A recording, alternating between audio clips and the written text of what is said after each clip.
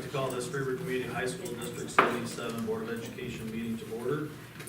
Stop, would you call roll? Mr. Parrish. Here. Mrs. Stott. Here. Mr. Reynolds. Here. Mr. Madrell. Here. Mr. Haas. Ms. Miller. Here. Mr. Gout. Here. Ms. Martin. Here. That's quorum. Will you please rise for the pledge of allegiance?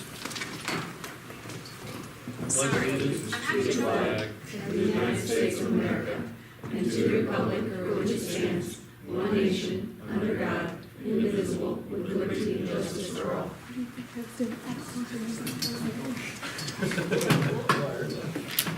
Okay, do we have any agenda changes this evening? No, we do not. Okay, at this time, we'll open up the floor to public comments. Do we have any public comments this evening? Seeing none. Okay, we've all had a chance to look at the consent agenda. Need a motion to approve our consent agenda for this evening. Motion by Mr. Reynolds, I'll second. second by Ms. Miller. Mr. McDowell, we'll start with you. Aye. Aye. Aye. Aye? Aye. Aye. Okay, motion passes. We have a committee report this evening, I believe. We do. The Finance Committee committee met prior to the board meeting. They went over the risk management plan, and we talked about the levy and where we wanted to kind of go with the levy. Okay. Do you have any questions or comments on that? Seeing none, we'll move right to you. Catherine, the student members report. Okay, so I'll start with some stuff about all the sports going on right now. So first, there's boys basketball. They're having their annual blue and white scrimmage and silent auction night on November 19th at 6. Their season starts on November 24th in the Kaskaskian tournament in Carlisle. And then girls basketball, games for girls basketball begin this week. Freshmen and sophomore play on Wednesday against Waterloo, and their first JV varsity game is actually going on right now. Bowling, the boys bowling team started their season and did a great job in the 32-team Collinsville tournament by placing 7th. Zach Elby got 3rd overall, and the girls team starts practice Tuesday, so I guess today. The cheerleaders are now into basketball and competition season. They're currently working on their competition routine, which they will perform at their first competition on December 9th. The dance team this year has 8 members. They will be performing at some of the boys and girls basketball games, and this year will be their 2nd season. They will also perform at the blue and white scrimmage on the 19th. Student council. So this past Thursday, we went to the Freeburg Care Center for Veterans Day, and we gave them like all of the veterans handmade cards. In the military, everyone counts down for mail call, which is when they would receive letters from loved ones. So we recreated this event for the veterans. Also this week, starting today and ending early next week, Student Council is holding their annual Christmas collection. Students can bring in money to donate, and the 5th hour class that brings in the most money will win a cookie and hot chocolate party. All proceeds will then be used to buy Christmas presents for children of needy families in the area. Band is now in concert season and getting ready for their winter concert on December 9th. They also have one student who has the honor of participating in the ILNEA on November 17th. This is Eva Weber. Over 3,000 musicians auditioned and only 200 made it. And then finally, Model UN. The fall session for Model UN is going to go on tomorrow after school and then all day Thursday. And it's just like a mock of how the actual United Nations goes on. And so that's all of my little overviews. And then I have one more point to bring up that I've actually already brought up at a board meeting, but the issue about the Chromebooks being turned off at 12. And I'm bringing it up again because I've had a lot of students and teachers and parents. I've heard a lot of people talking about it recently, and we had a debate about it in my English class the other day, and a lot of kids say that they just don't have, well, the majority of my class said that they don't have time a lot of times to finish before 12 because of sports and jobs and just a ton of homework. And so I mentor over at the primary center, and I walked over there the other day, and a group of parents, a group of teachers that are parents of kids at the high school, they were discussing the issue, and they asked me my opinion on it because I guess they said that all of their kids have a big problem with this a lot. And so I told them that, like, I agreed with them, and that I would bring it up at the next board meeting, so I just kinda wanted to get your guys' like opinion on it again, and like, I wanted to propose maybe extending it to 2 AM instead of 12, just to give everybody a little bit of extra time to finish stuff. Because I haven't really heard, well, another point that was made by a lot of people that I discussed this with was that they don't feel as though the school should regulate like how much sleep kids get, because I know that was a point made, because like it was saw that kids like are on their Chromebooks playing video games at like around 12 o'clock, so that was one reason that people gave. So I thought 2 o'clock-ish would be a good time. What are your guys' thoughts? When does it come back on? What time do you know? I wanna say it's 5 5? o'clock. I think it's 5. And I will tell you, I talked to Mr. Alt about this and Mhm. just did not tell him to move Oh. forward. Gotcha. We were gonna go with 1, 1? but I Okay. just, whatever. Well, Didn't I do it. wasn't sure, was it like something about, like money or anything, like cost? No, it was the, he can see the amount of use Okay. at any particular time. Mhm. And he just noticed there was a lot of kids on the Chromebooks late at night. Mm-hmm. And he could look at it, and there was a lot of the gaming kind of stuff going on. And so that was, generally speaking, just to, I mean, they don't need to be up at 2 in the morning, 3 in the morning playing video games. Mm-hmm. So, Yeah. and we do own those, and we do control those. We're not trying to dictate how much sleep you get, but it would be nice if you slept more. Yeah.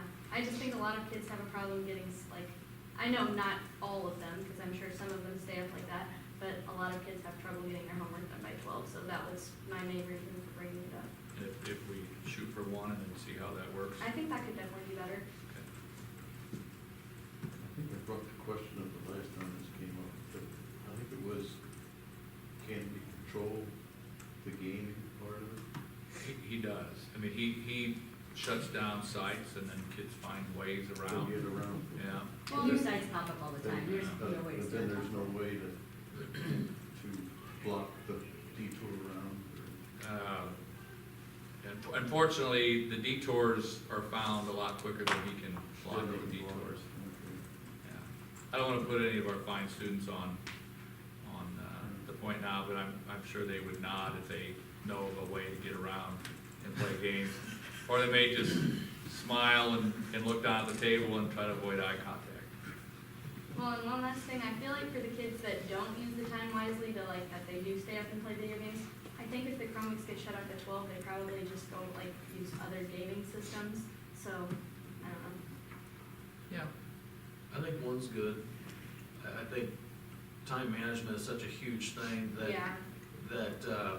when, especially when you go to college, it's gonna get worse. Mm-hmm. Even though kids look at it and go, hey, my classes are done by noon, this is awesome. But then you find out as a freshman how much harder it is, so locking it into 1, I mean, that's giving that yet another hour. But I'm thinking of kids that I have and watch them when they get home from school, and this is my hour to rest, and this is my hour to do something else, and this is my hour to do something else, and it's like, okay, now, that big project that you were really worried about yesterday, how much have you gotten done? Oh, haven't even started on that yet, so now I'm gonna be up until 2, 3 in the morning doing it. You know, so I think there's very motivated kids like you, and there's also very unmotivated kids or procrastinators, like Yeah. some that I know. So I think 1 is good Okay, to start with. I think So that's good. We'll try that and see, and I know people don't like us regulating sleep, but if you don't get rest, you're not gonna be, the kids aren't gonna be at their best at school or any job that they're in. Yeah. And they have to get enough rest, that's been proven. Yeah, I understand that. I think 1 sounds good, because I think that'll give people extra time, and maybe nobody will complain about it then. It's a so. victory for you, take I it. think it's good. Yeah, okay. I think All right, that's all. any other questions, Ms. Marler? Let's move on to the principal's report. Okay. If you would, the principal's report, I've had to add some details to it than what is probably on your screen, so I made you a different copy here, which is where you probably want to look at with the details. And Mr. Frank, you can jump in at any time too on this if you have anything to add. So the new accountability system, everybody's heard of good old No Child Left Behind and all those things. Well, that's out. and they adopted a new system, accountability system called ESSA, which is the Every Student Succeeds Act. And it's kind of been in the planning stages the last couple of years since they adopted it, and this is the first year where they're running a baseline of how they're gonna hold schools accountable. So I'm not gonna read all this word for word, but there's a number of indicators that determines a school's score. So there's two categories. Category 1 is gonna make up 75% of your school's score, and then category 2 is gonna make up 25%. And the idea behind this is that it's not supposed to be all test-driven data, that kind of stuff. So if you look under category 1, it's just under the middle of the page. It is gonna take into account some of the SAT scores in English and in math, but only 10% each from that. And then it's gonna drop after that to 7.5% for each of those. It's looking at graduation rates as to 50%.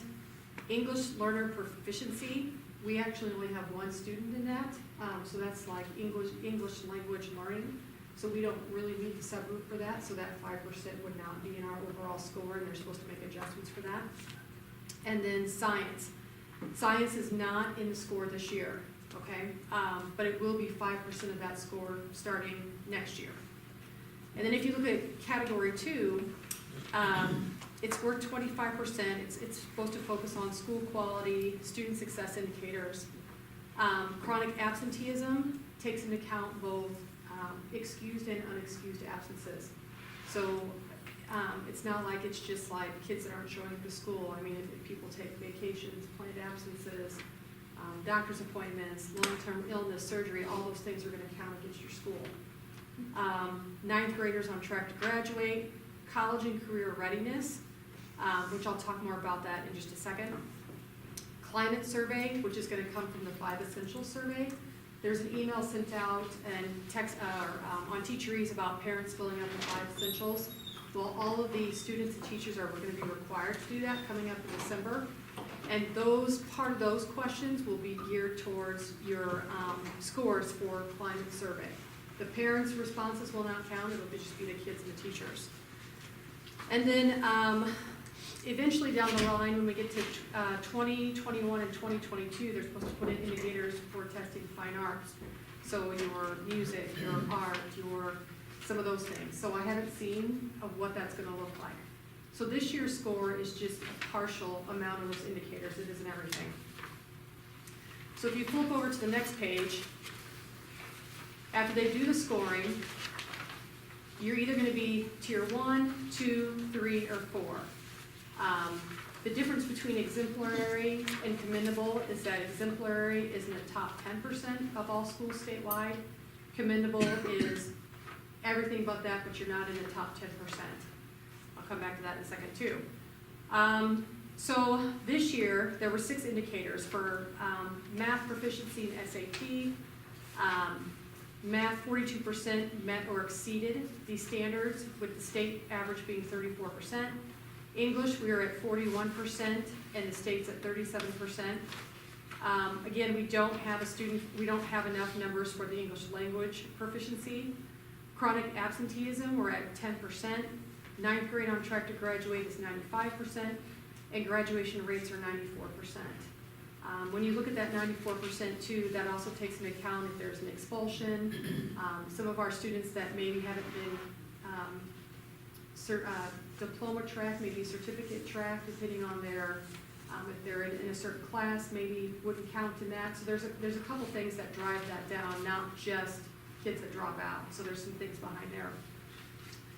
So for our numbers this year, we came in as a commendable school. And I'm gonna let Mr. Frankie talk about that in a few minutes about the scale of how that works here.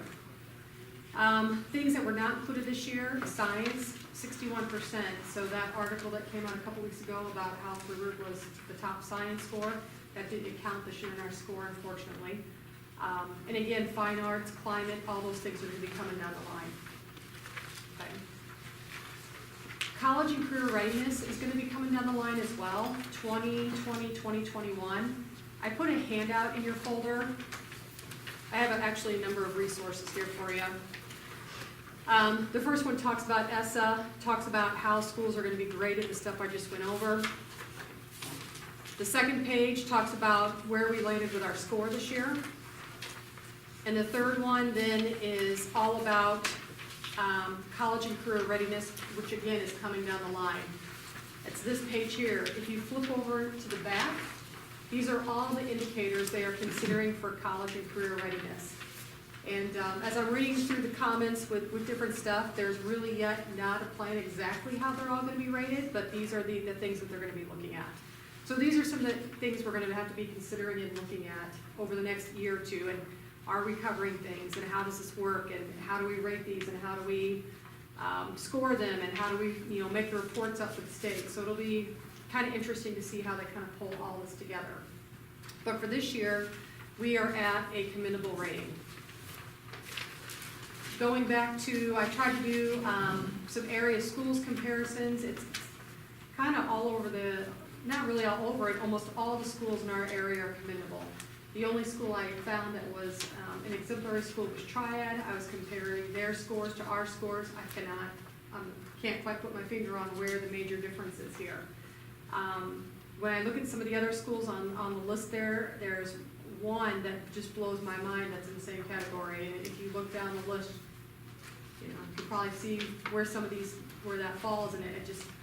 I'm not quite sure how large the rating scale is as to why that worked out the way it did.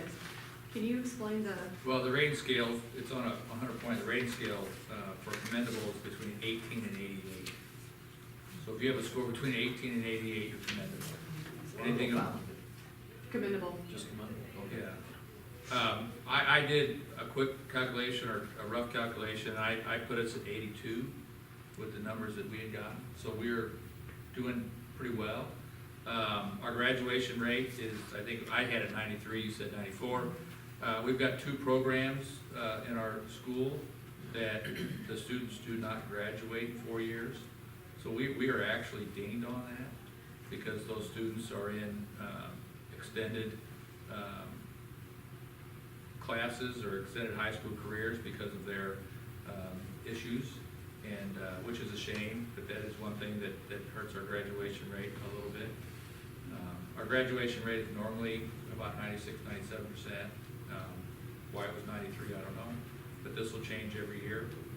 Most of the numbers you can find on the report card, and the college career and readiness, they won't even have the rules ready until May. And so, I think it's great. I don't want to steal your thunder or anything. No. Report, but commendables is great, but I think once they get all the kinks worked out, I think it'll give a better indication. I think we have every capability of being an exemplary school.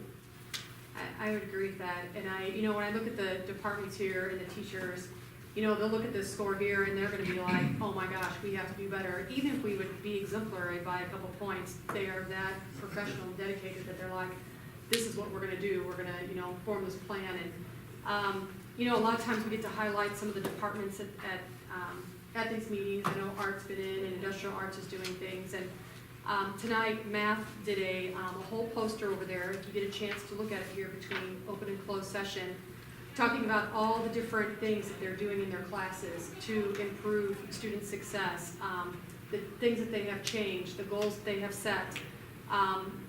Number of our departments, especially math, are very competitive. They don't want to be the school that is not number one, and as soon as they see stuff, they come up with a plan, they're ready to go, they want to be aggressive, and they want to keep improving. I don't even know if perfect would be, high enough for that department to be happy with, and I say that the best possible way. A couple other things that they're working on and getting ready for coming up these next SATs. On Friday, April the 5th and Monday, April 8th, they're going to conduct test prep sessions in all math classes. On Tuesday, April 9th, all students will take the PSAT or the SAT. The lessons will be developed in upcoming collaborations. SAT content will focus on the question topics that they know are below the state average in the 2018 ACT. So they're pretty much tearing apart every piece of data they can find to help our kids improve, and they want to go back and they want to reteach it and make sure they're doing those things. They're using that SAT prep that is available to every student.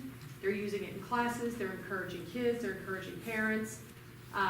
They do this once every 2 weeks in Algebra 2, Trig, and Applied Math. They're talking about setting up an SAT math course for kids. They're gonna do some 1-week problem solving, data units and geometry. Algebra 2, they're gonna try to work more on that content and alignment.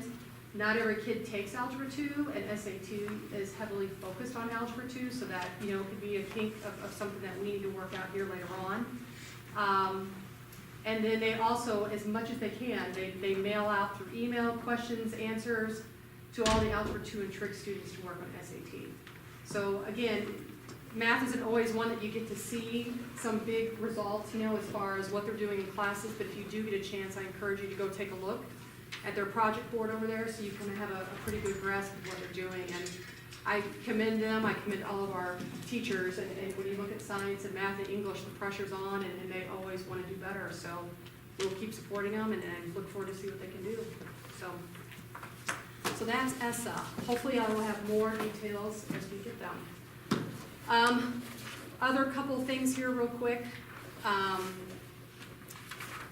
Catherine covered most everything with extracurriculars. I want to say congratulations to all the fall sport athletes and coaches on an outstanding and exciting fall season. I also want to thank the MABC and the parent volunteers for running all the concession stand commitments, the spirit store. That takes a lot of organization, and if you've been out to all the sports, they're there ready to go every meeting. It's a lot of work. Also congratulations to the marching band, color guard, and Miss Mitchell on their performance accomplishments. Thank you to the music boosters and parent volunteers for the commitment and work to the marching season. The winter season, as Catherine explained here, is underway. We got everything: bowling, basketball, competition cheer, pep band, scholar bowl, school play.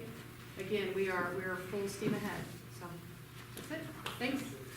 Any questions or comments? Okay, we'll move on to the superintendent's report. All right, first I had FFA right now is holding their chili cook-off in the cafeteria, so if anybody's interested between the open and closed session, if you want to run over and grab some chili.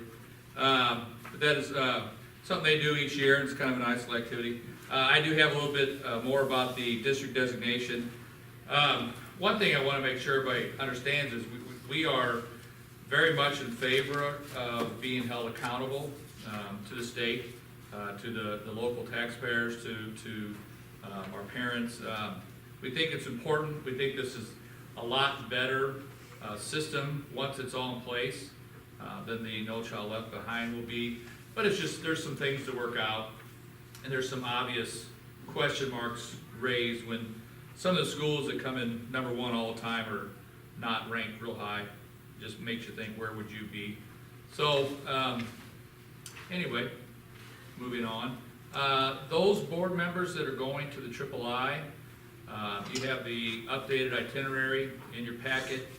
You should also have a check for expenses. There should also be in your packet the expense sheet that you need to keep track of your expenses and fill that out and have that returned by the December meeting.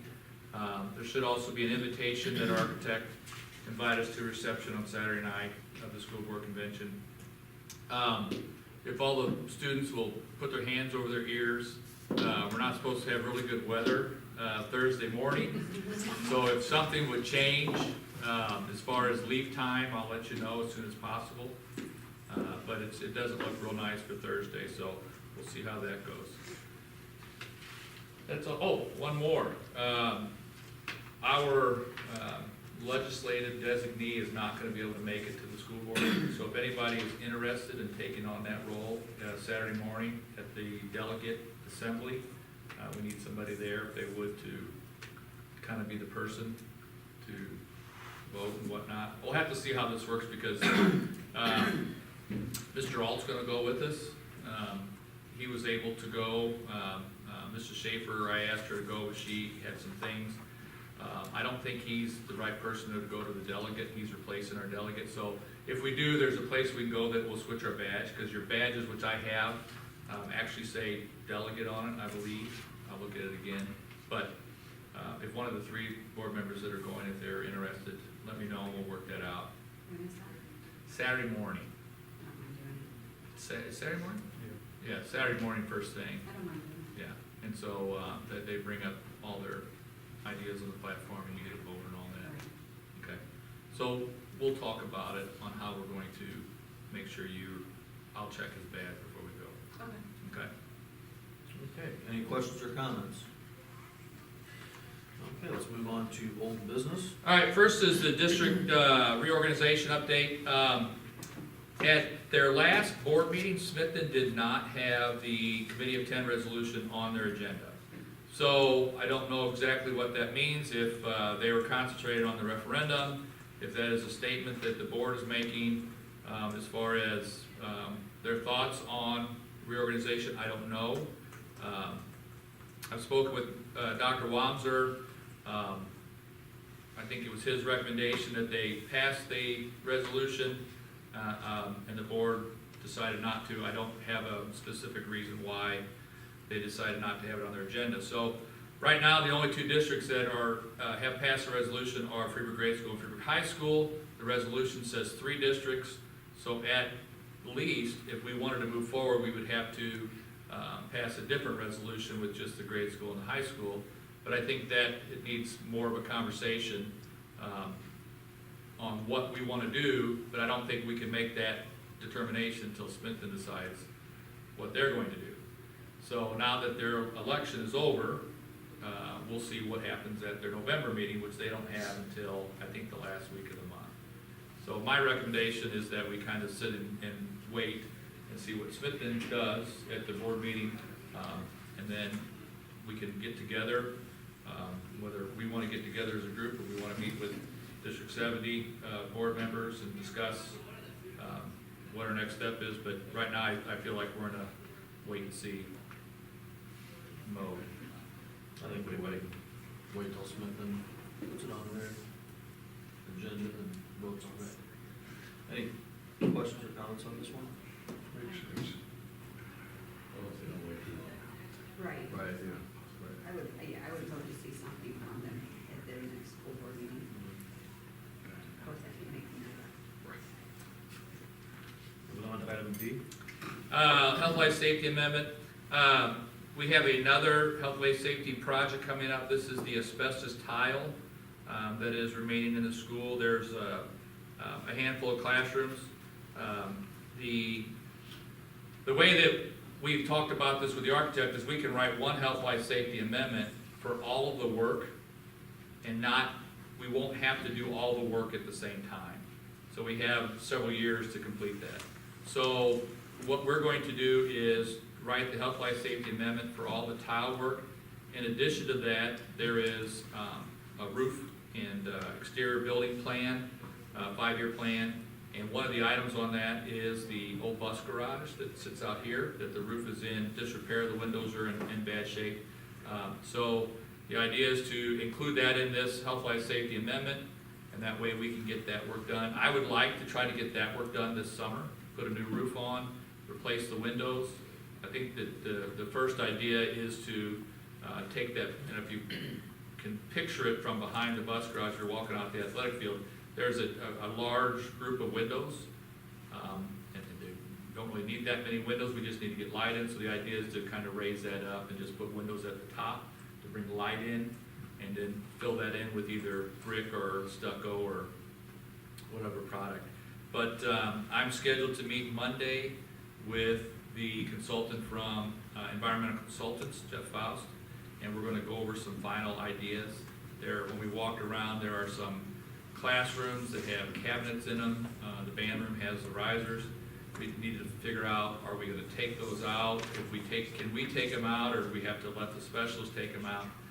Because will it damage that or not? The other part of this is we will not have to bid out the asbestos work because it'll be done by specialized laborers. And since we are, forgot the word, looking for it.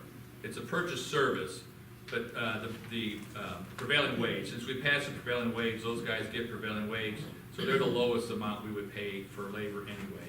And those are the specialized, so we don't have to bring in an abatement company to seal the entire room off like we did with the HVAC. We can just seal the specific classroom, and they do it with that heat process, and that pops it off, it's done. We can actually put tile in as soon as they're done, or whatever we want to replace the flooring with. So the amendment will have the cost of the abatement, it'll have, if we need to remove cabinets, what are we gonna do with those cabinets? So we've got a little bit of work to do before that's ready to go out.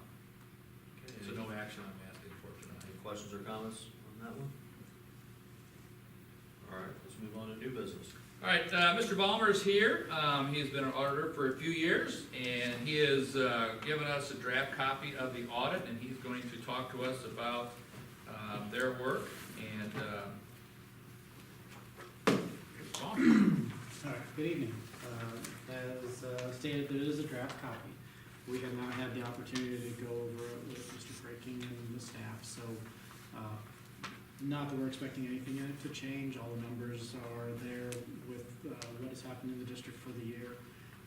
The only modification might be maybe a little line movement between something within a fund, but basically we expect it to be exactly as presented. If you turn to page 9, we can start with the projected financial profile for the district.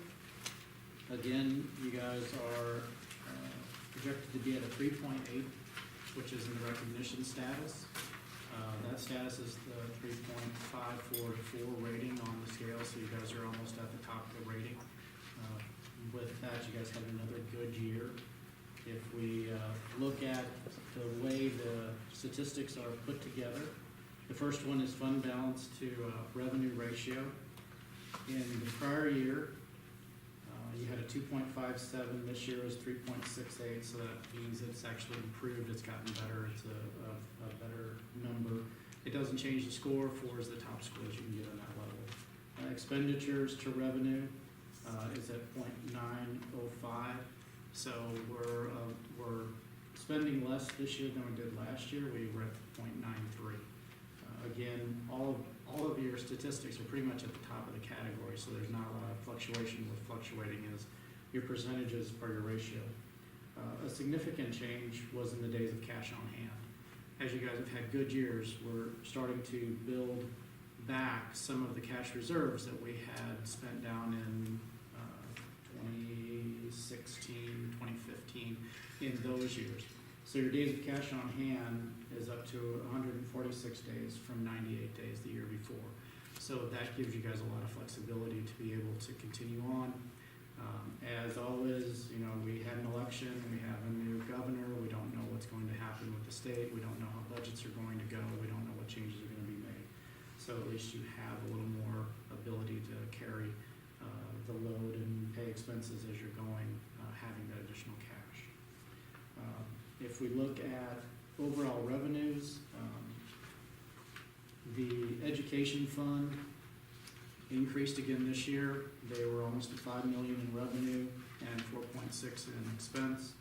In 2017, we had 4.6 in revenue and 4.5 in expense. So I just see you've widened the gap between the expenditures and the revenues based on ability to reduce some of the expenses throughout the district.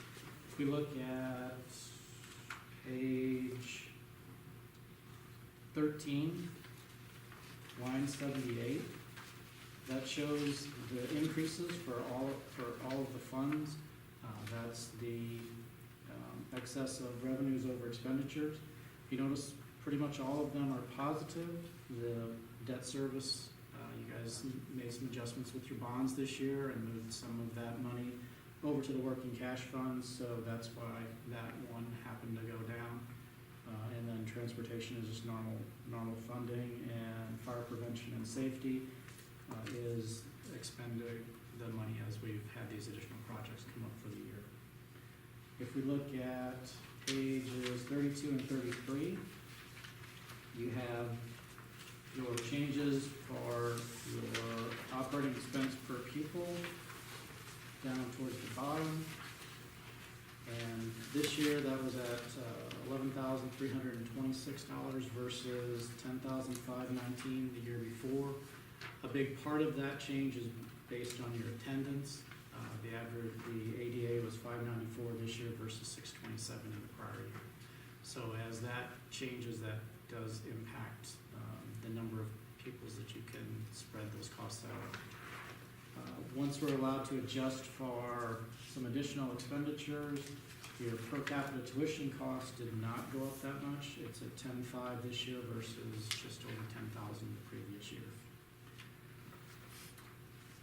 The items that are continuing to be of a concern to everyone is on page 56.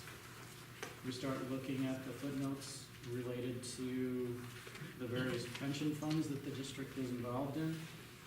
And in the middle of the page, you'll see some large numbers. It shows the district's proportionate share of the TRS liability, which is $663,000.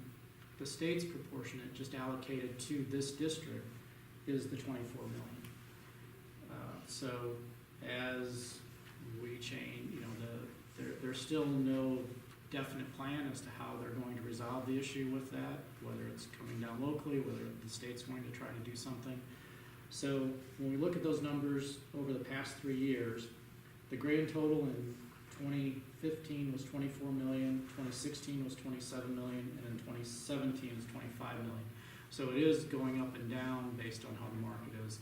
All of these numbers in the pension footnotes are a year behind because of the way the actuary works with the state funding systems. So the district's share currently is at 663. Last year it was at 625.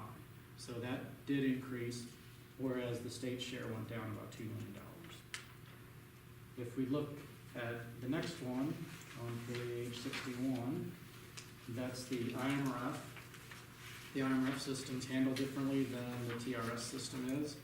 And as you can see on the right-hand column, where it says balances at December 31st, IMRF runs on a calendar year, even though you guys are on a June 30.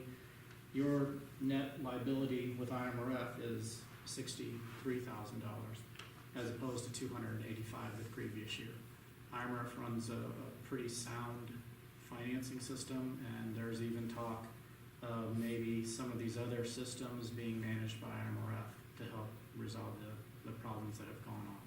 So if that's the case, that might be a shining star in the future for TRS or one of the other funds.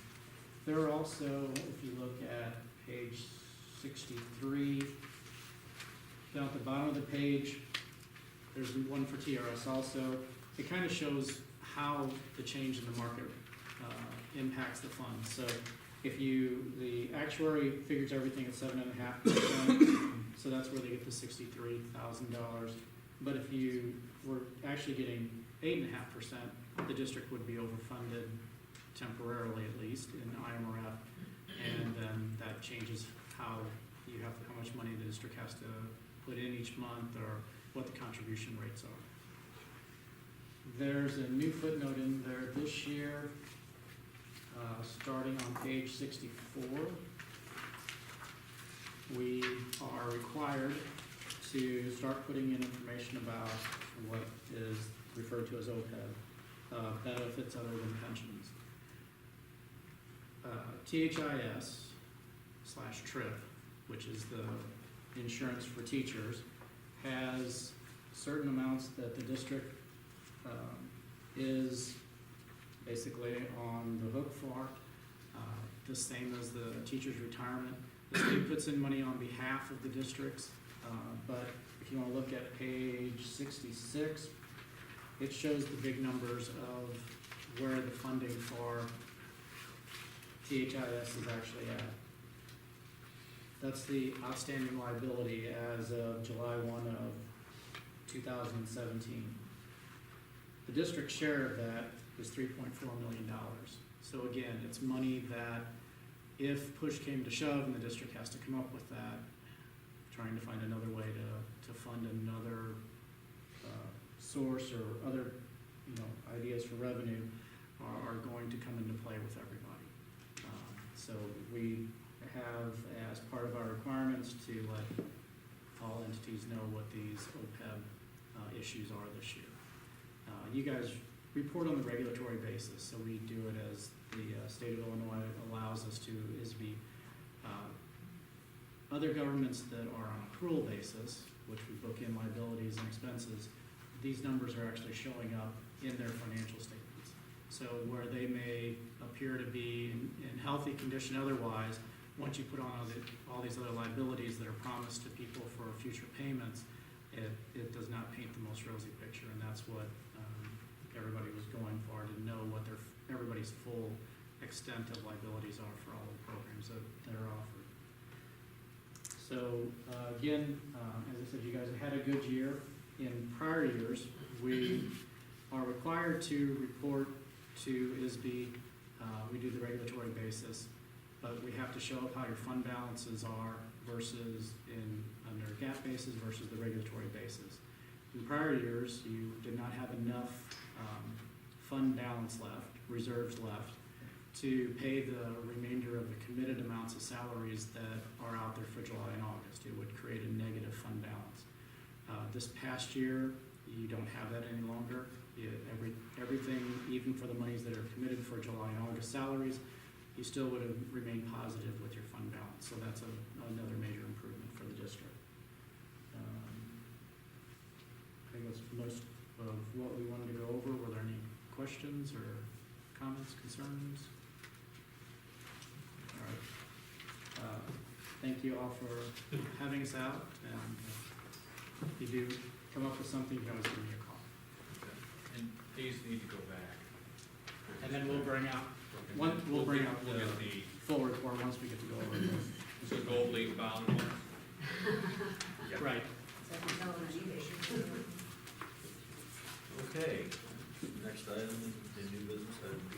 Well, No, no, Oh, sorry. A is, Oh, sorry. it's normal to then accept the audit Gotcha. as presented by Mr. Ball. We need a motion. I'll move to accept the fiscal year 18 audit as presented by Mr. Ballmer. Motion by Ms. Miller, second by Mr. Gobb. Start with Ms. Reynolds. Aye. Aye. Aye. Aye. Aye. aye. Motion passes. Now we're at item B. All right, this is, since Freeburg got into the Running Start program with SWIC, there's an agreement that we have to approve each year. The counselors, Ms. Jung and I sat down and looked at the agreement. There are some changes we would like to make, kind of run through some of the changes in the agreement. One of the big ones is to increase the GPA requirement for students entering from a 4.0 to a 4.5. We believe that the 4.5 GPA would indicate a little bit stronger ability for the students to be successful in the program. Raise it to 4.5 still allows a third of the class eligible. So we're not excluding a large group. We just feel like we're trying to narrow it down to kids that are going to be a little more eligible. Most of the other information there is just cleaning up language.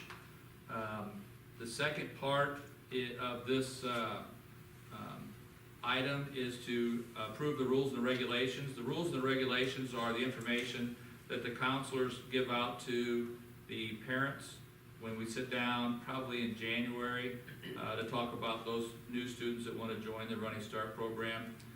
Besides the GPA changes, there's just some language that they've cleaned up. Students had to be on track, so they specified the number of credits they needed to be on track. So after their sophomore years, they should have at least 12 credits. No failures. They updated the price. I think the price went up almost $1,100 from the previous year. There is a thing called the crosswalk, which is the curriculum that the students have to follow once they're at SWIC. And what it does is it meets all of our requirements so they can still get an FCHS diploma. There was some discrepancies in there. They cleaned that up. So the biggest change really is just increasing the GPA in the Running Start program.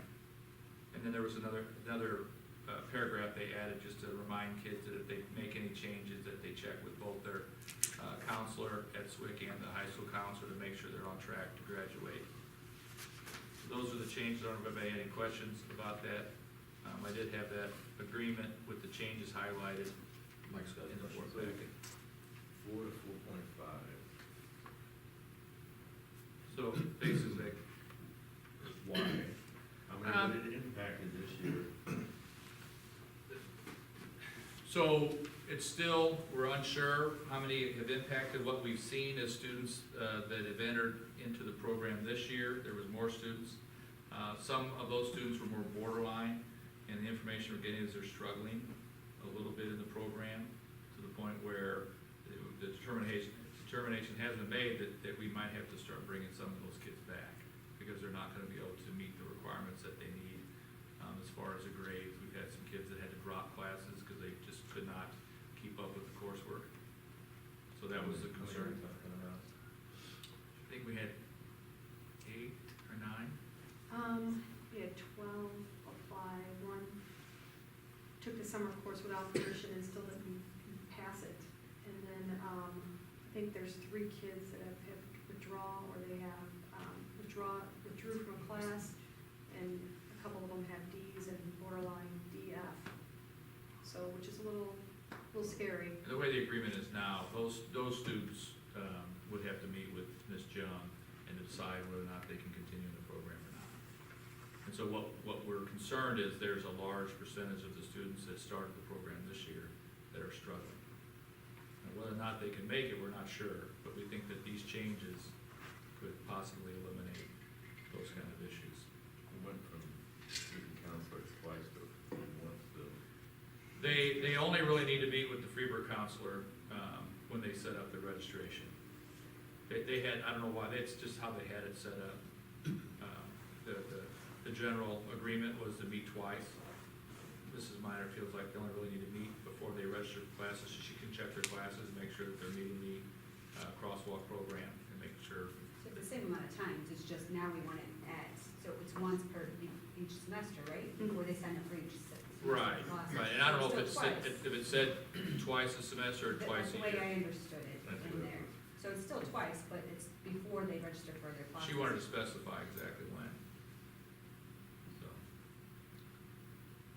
Just another observation, Mike, is that a lot of times, if people are in a curriculum, some of them can be pretty prescriptive. You want to go to Rolla, UI, different places require different kinds of things, and so you're gonna get your Associate of Arts or Science degree, but the content may vary a little bit based on the selection of social sciences and math and science courses and stuff like that. How many, you said 8 people were participating this year? well, it started off with 12, 12, and then I think we moved down, I think, to 9. 8 or 9. And 3 of So those. 3 or 4 came Two, back. No, two or three are in a position where they're either dropping classes, which counts as an F on our transcript, or they're struggling, they're getting low grades. And so there's a sign that maybe there are students in there that are not prepared. And so the idea is if you increase the GPA, those students are typically better students, or they have a higher GPA, so they're probably better prepared to be successful at their program. So does that correlate? Do the GPAs of the ones that are struggling at the 4? The ones that have the I lower would say GPA. definitely. Yeah. I think they were we were a little worried because they were borderline going in. Like, it took them a couple times to pass that AccuPlacer, maybe Bs and Cs on their overall grades, and, especially if you're struggling in the math area, you're gonna struggle pretty hard once you get into the college math. And then I had one student that was just not really interested in working very hard here, thought it was gonna be easier to go there, and is withdrawing from classes, so it's gonna catch up. But Mike Ainsley is a straight A student, and she's struggling with astronomy. And the professor there has given her like 20 papers at the beginning of the semester, and they're all zeros until you turn them in. So right now, she's got an F. And so she's with high anxiety, really stressing about it. But she'll get through it. She'll figure it out. But I mean, there's a kid that's got straight A's in high school and never had a problem with any kind of classes. Now she has this 2 jobs, gets done with work, gets done with school at noon, home responsibilities and things like that, so when I talk to you about time management, I think about those things, so. That's why I asked the question, is there a correlation between the GPA and? Hers isn't, hers wouldn't be, but I don't know if you had hers yet, so. And It's then- on tape, great, she'll be happy with that. There's some other resources out there too, besides, instructors. There's a success center where they have people get engaged in those classes that can assist, and the vocabulary's changed. These are the counseling center, and there were counselors, now it's an advisement center and advisors. And so other issues that come up, it's just basically academic advisement, rather than dealing with other issues that used to be a service. Right. And we're not trying to limit the numbers, we're still, they're still, the top third of the class is eligible, after sophomore year. So, how many kids? So we're talking about 60, between 50 and 60 kids are probably gonna be eligible if they're interested. I was basically wondering where Doug was at, was should we be counseling them differently before entering, to make sure they understand the pitfalls?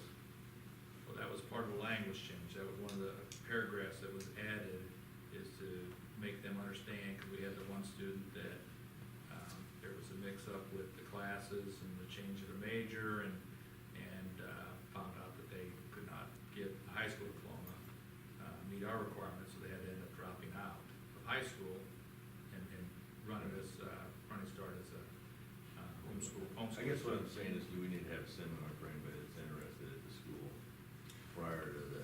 Well, we do that. I mean, Ann and John will send out letters to whoever is able to qualify to go to the program.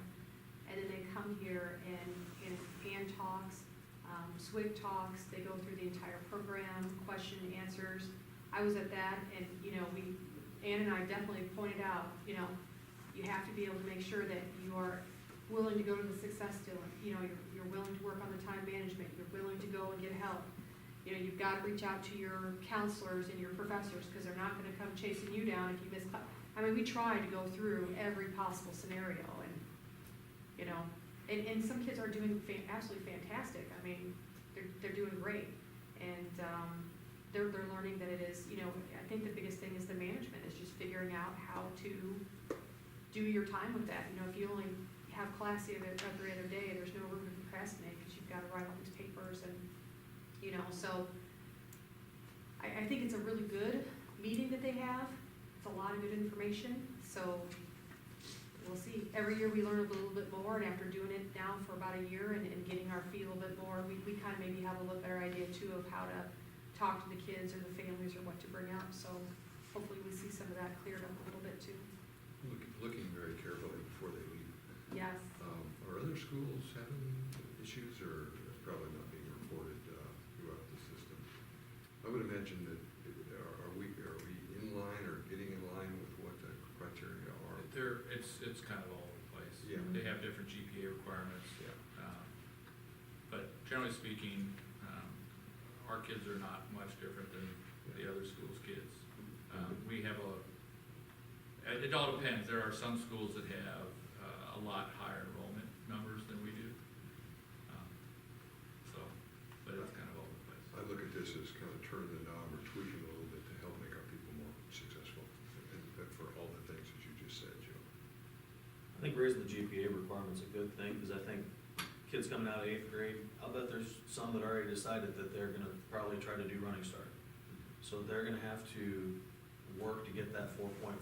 And maybe A's came easy in grade school, and now coming up here, they're gonna have to work on their time management skills and learn a little bit harder, especially after that first semester. So I don't see anything bad coming from tweaking it up to 4.5 myself. I don't either. I wanted to make sure we're covering all our bases, and make sure that we're educating them the best we can before they get involved. And I think too, if someone's borderline right there on the edge, it just makes me a little bit nervous whether they're borderline academic or borderline just maturity, because it is a huge step up, because they just have to advocate so much more for themselves, and they really have to put that time in without somebody holding their hand.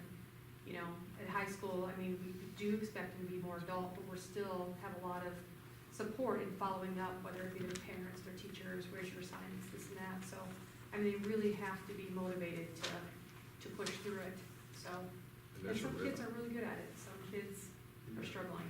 I was just gonna say, Jill, that's a readiness factor. Some people are Yeah. ready and know what to expect, and other people have a little learning curve to like get up and get up to speed. And this is, I think, gonna help them have their eyes open wider. And this is the first semester for some of the kids, so figuring it out this first quarter, this first semester is most challenging even for kids going to college for the first time who are 18 or 18 years old. So maybe this too is also their first semester learning curve, and second semester they'll get a better hang of it, how to do it and manage it. So, time will tell. Any other questions or comments on this topic? We need a motion. I move to approve the Friedrich High School running start agreement and rules and regulations for the 2019-2020 school year as presented. I'd like to second that. Second by Mr. Boudreau. All those in favor say aye. Aye. Any opposed? Motion carries. Item C. This is the, what should be an annual process where we review the risk management plan. The risk management plan is a plan that outlines the salary and benefits that can be paid through the tort fund and their percentages. In reviewing this, there were some changes that need to be made. We covered that in the committee meeting. The changes are in the packet. A couple changes that were not in there are not highlighted.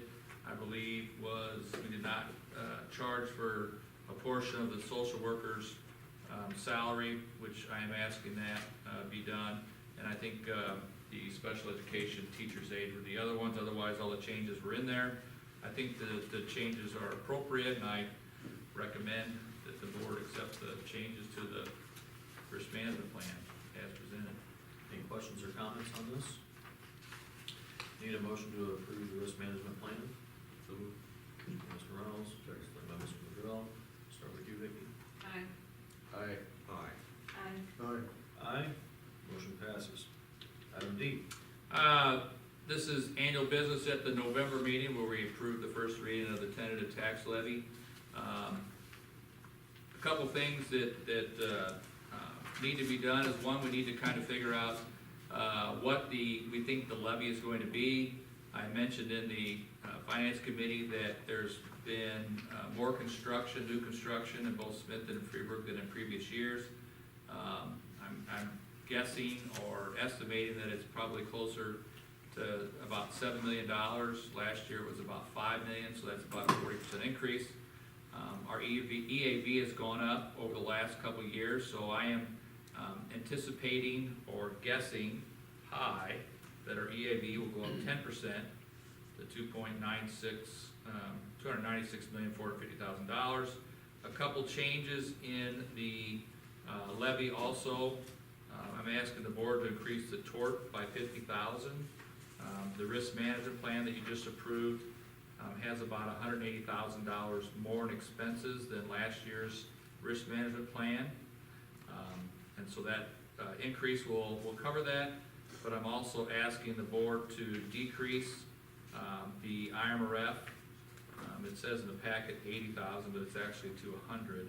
Last year, the IMRF levy was 155,000. Our expenses in IMRF, which is the Illinois Municipal Retirement Fund, have dropped. So to keep our fund balance from going up and to go down, I'm lowering the IMRF to 100,000. So the overall impact to the district will actually, to the taxpayers. If it goes up 10%, I'm anticipating that the tax rate will drop by over 11%. Now, I don't think it's gonna go to 10%, I'm estimating high. I think we're gonna be closer to the 4 or so range, and even at that, the tax rate should drop a little over 7 cents. So that's good news to the taxpayers, but that is where I'm at on the levy amounts. Okay, any questions on this one, or comments? All right, we need a motion to approve the 2018 levy amounts as presented. I would make a motion to approve the 2018 levy amounts as presented. Motion by Mr. Boudreau, I'll second that. I'll jump in and second that. Dean, we'll start with you. Aye. Aye? Aye. Aye. Aye. Aye. Motion passes. Okay, do we have any board correspondence this evening? We do not. Do we have any agenda items? None. Do we have a reason to go into closed session? For personnel, employment, and safety and security. Okay, I need a motion to go into closed session. So moved. Mr. Job, second by Vicky. Ms. Monroe, we'll start with you. Aye. Aye. Aye. Aye. Aye. Aye. Motion passes. We're now in closed session. Thank you all for coming this evening. Recommendation to accept the resignation of Amanda Daubach as library. So moved. Second. Aye. Aye. Aye. Aye. Aye. Aye. Motion passes. That's it. That's all for this evening. We need a motion to adjourn.